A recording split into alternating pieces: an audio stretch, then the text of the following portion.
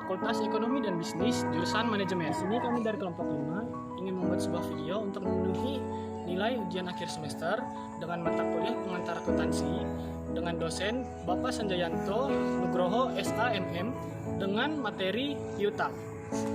Perkenalkan, nama saya Ahmad Budiman. Di sini saya sebagai pemateri pertama ingin menyampaikan materi kami yaitu tentang piutang dari kelompok 5. Piutang adalah salah satu jenis aktiva dalam perusahaan. Yuk kita pelajari. Setiap perusahaan memiliki berbagai jenis aktiva dan pasifa yang mengisi neraca keuangan. Salah satunya adalah piutang.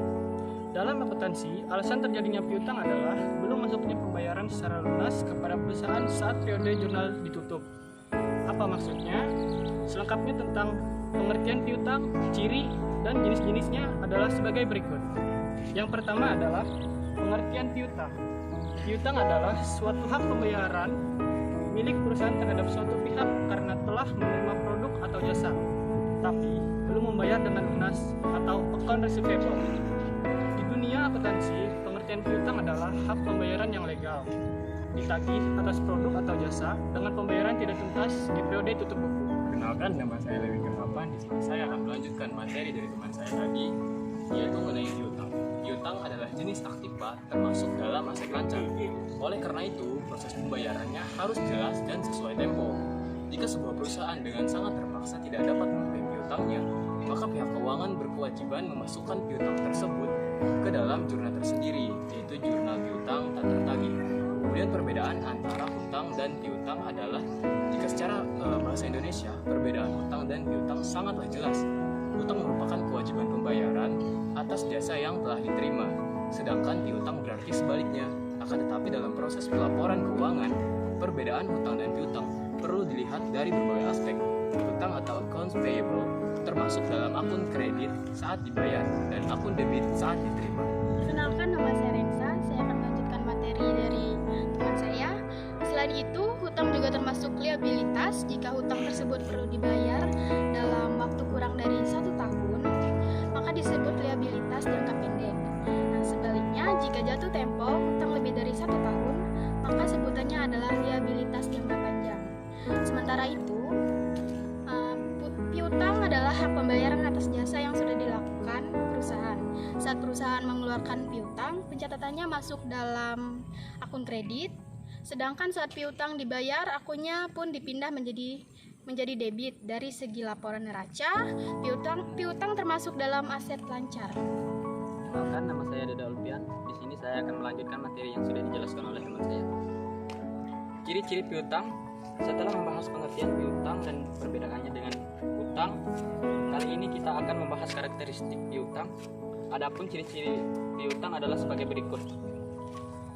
Punya tanggal jatuh tempo. Piutang adalah transaksi dengan jatuh tempo tertentu berdasarkan kesepakatan pihak debitur atau yang berhutang dan kreditur atau pemberian hutang. Tanggal jatuh tempo penting guna menjaga stabilitas arus kas perusahaan. Selain itu, penentuan jatuh tempo juga akan memudahkan akuntan dalam menyusun jurnal keuangan periodik. Perkenalkan, nama saya Bella Inisinta. Di sini saya akan melanjutkan materi yang sudah diberikan teman saya tadi. Dapat memiliki bunga. Ciri-ciri piutang yang berikutnya adalah perusahaan selaku pihak kreditur dapat menentukan apakah piutang yang dikeluarkan memiliki bunga atau tidak. Jika perusahaan mewajibkan piutang dengan bunga, maka pelaporannya dalam jurnal wajib disendirikan.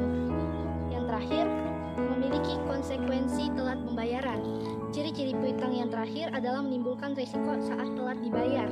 Piutang adalah salah satu komponen aset penentu lancar tidaknya operasional perusahaan, sehingga perusahaan perlu memberikan konsekuensi tegas bagi pihak-pihak debitur yang telat melakukan pembayaran.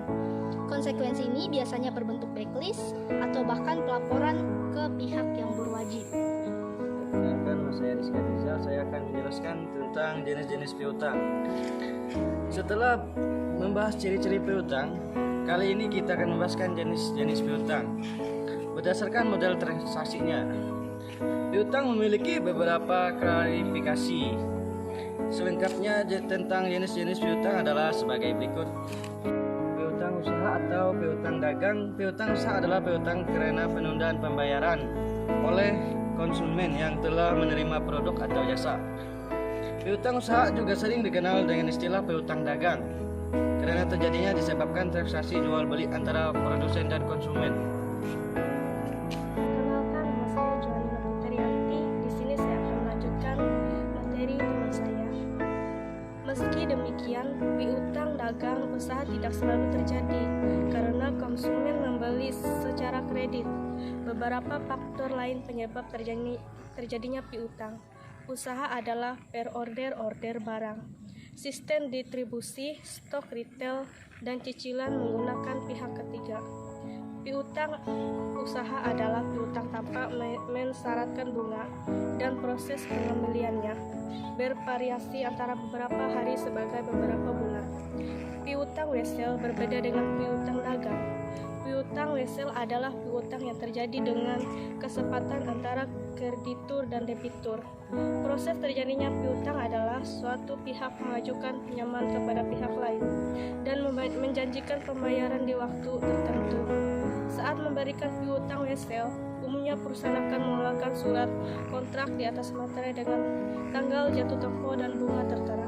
Perkenalkan, nama saya Umi Kurnia Mesya, NIM 223030302407. Di sini saya akan bacakan materi dari teman saya, yaitu tentang piutang, hutang, dan lain-lain. Sementara itu, piutang lain-lain adalah piutang di luar piutang dagang dan wesel. Beberapa hal yang termasuk dalam piutang lain-lain misalnya gaji karyawan bayar di depan, piutang restitusi pajak, piutang bunga, dan sebagainya. Contoh pernyataan piutang. Setelah membahas tentang pengertian piutang, perbedaan hutang dan piutang serta ciri dan jenisnya, kali ini kita akan membahas beberapa pernyataan piutang paling umum dikeluarkan perusahaan. Contoh-contoh pernyataan piutang adalah sebagai berikut. Pernyataan saldo akhir bulan.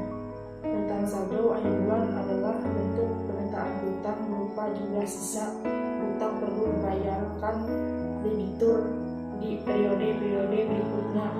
Selain sebagai tanda pembayaran, pernyataan saldo akhir bulan juga digunakan sebagai pengingat jumlah sisa hutang dan tanggal jatuh tempo hutang wajib lunas. Sekian video dari kami, kurang lebihnya kami mohon maaf. Terima kasih.